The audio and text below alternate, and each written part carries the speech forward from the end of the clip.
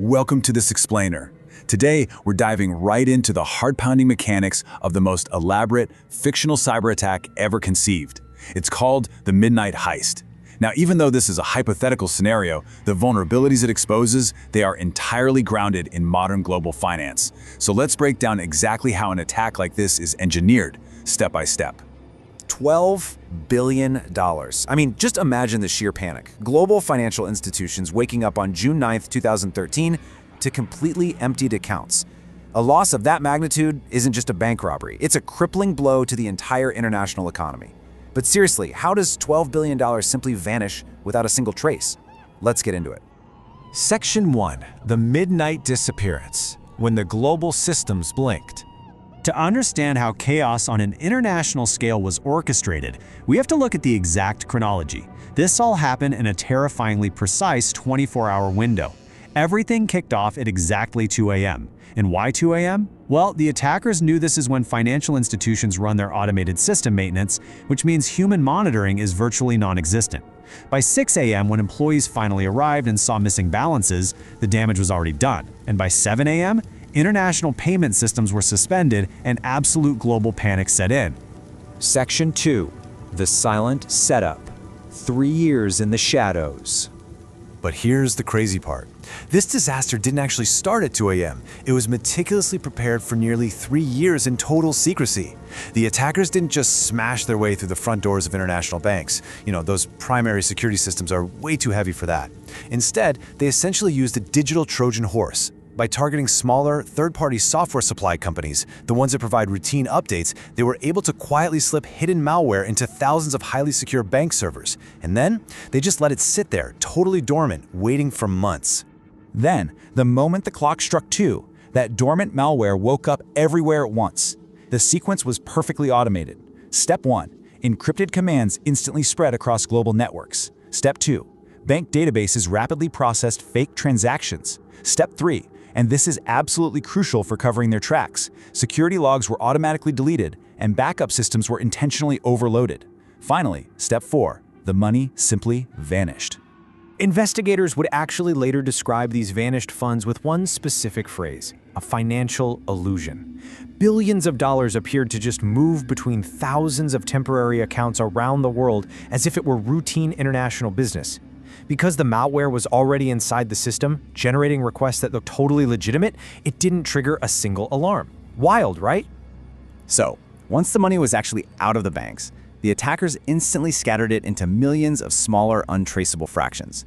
We're talking 40% funneled straight into cryptocurrency, another 35% into hidden offshore accounts, and the remaining 25% converted into various digital assets. By fracturing the money like this, they completely decentralized the theft. It made initial tracking pretty much impossible. Section 3. Following the digital trail. Sifting through dead ends. As global task forces scrambled to figure out what happened, the investigation quickly turned into a high-stakes digital maze. At first glance, investigators found millions of server logs and digital fingerprints pointing towards several different nations. Sounds like a solid trail, doesn't it? Well, experts soon realized this was all intentionally manipulated evidence. It was a pre-planned false flag operation, designed years in advance, specifically to waste investigators' time. They turned every obvious digital clue into an immediate dead end. But after months of chasing ghosts, an incredible breakthrough finally emerged from a single, overlooked server hidden away in an abandoned data center. While the attackers had successfully erased nearly everything else, a tiny surviving fragment of encrypted code actually remained on this one machine. And the most important detail? That code contained an exact timestamp match: June 9, 2013, 2 a.m. It was the break they needed. Section 4. Catching the mastermind. Unraveling the network. With that timeline finally confirmed by the code fragment, advanced digital forensics pointed toward an alleged architect. But taking them down? Not going to be easy. What made this mastermind so incredibly elusive was their syndicate structure. They recruited elite programmers globally who communicated strictly through encrypted forums, and they used compartmentalized knowledge, meaning each member only knew their tiny specific part of the plan. Only the leader actually understood the full operation. So mathematically, even if one programmer got caught, there's no way they could expose the rest of the network. Eventually, though, that intelligence paid off. It all culminated in massive, coordinated, simultaneous international raids. Agencies across multiple countries struck all at once. They seized servers, recovered encrypted laptops, arrested suspects, and froze massive amounts of digital currency before it could even be moved again. But here's the harsh reality.